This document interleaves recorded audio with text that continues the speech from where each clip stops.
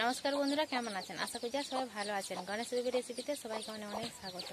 আজকে আমি দারুণ একটা রেসিপি বানিয়ে শেয়ার করবো বন্ধুরা, প্রথম থেকে লাস্ট পর্যন্ত দেখতে থাকুন। আজকে হচ্ছে ঘুগনির ফুচকা বানিয়ে শেয়ার করবো। চলো তাহলে আর দেরি না করে ঝটপট করে বানিয়ে ফেলি। দেখুন বন্ধুরা, প্রথমে আমি সকাল থেকে ফুচকাগুলোকে রোদে দিয়েছিলাম, শুকনো হয়ে গেছে। ফুচকাগুলো একটু রোদে দিলে ভালো হয়। এদিকে কড়াটা বসিয়ে আমি তেল দিয়ে, তেলটা গরম হয়ে গেছে।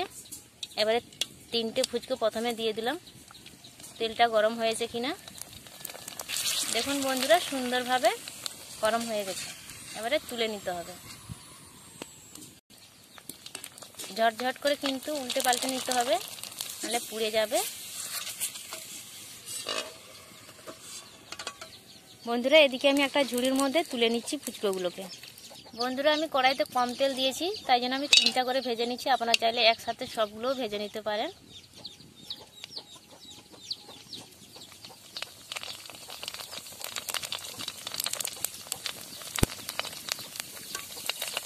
খুব সুন্দরভাবে হয়ে গেল। এরকম করে সবগুলোকে আমি ভেজে তুলে নেব। বন্ধুরা দেখুন, সেমভাবে সব ফুচকা আমার ভাজা হয়ে গেছে। এগুলোকে তুলে নেব।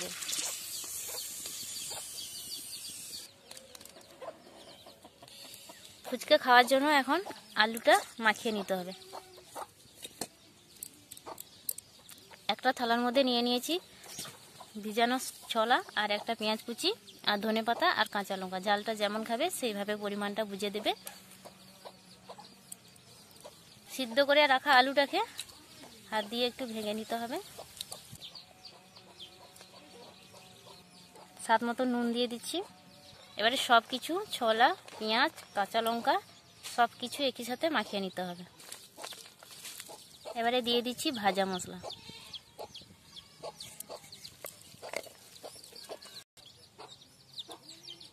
বন্ধুরা, আমি শুধু কাঁচা লঙ্কা দিয়েই বানালাম আলু মাখাটা। আপনারা চাইলে এখানে লঙ্কা গুঁড়ো দিয়েও বানাতে পারেন। ঝালটা যেমন পছন্দ তেমনই দিবে। এবারে লাস্টে আমি সবার শেষে দিয়ে দিচ্ছি যে ফুচকাগুলো ফুলেনি, সেই ফুচকা ভাঙা ছোট ছোট করে ভেঙে দিয়ে দিচ্ছি। এই যে ফুচকাগুলো ভেঙে দিয়ে দেবো আলুর মধ্যে। ফুচকাগুলোকে ভেঙে টুকরো করে আলুর মধ্যে দিয়ে দিলাম। এতে স্বাদটা আরও বাড়ে, খেতে কিন্তু দুর্দান্ত লাগে। টক জল ছাড়া আজকে ফুচকা বানিয়ে শেয়ার করছি বন্ধুরা।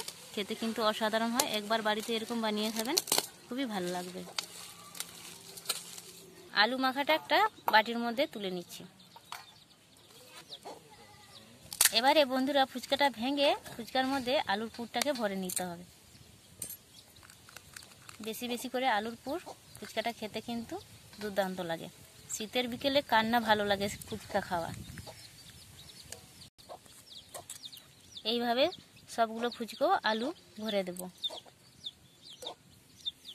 যারা টক জল খেতে পছন্দ করো, টক জল সাথে থাকলে আরও তো বলার কিছু নেই। আমিও খাই, কিন্তু আজকে খাবো না।